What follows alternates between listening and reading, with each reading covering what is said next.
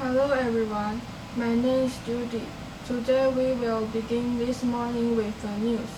Ukraine Independence Day, Russia bombs railway station. On August 24th, Ukraine observed both its Independence Day and the 6th-month anniversary of Russia's invasion.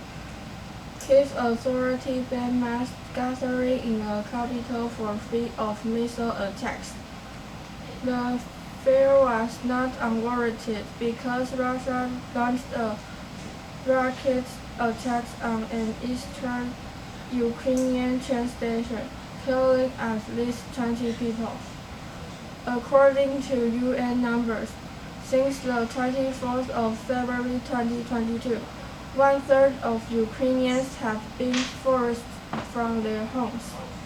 This is the largest human displacement crisis in the world today.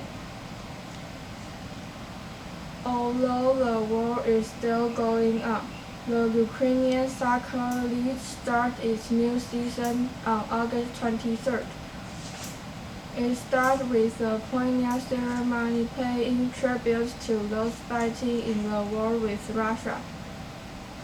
Spectators were not allowed into Kyiv's 65,500-seat Olympic Stadium.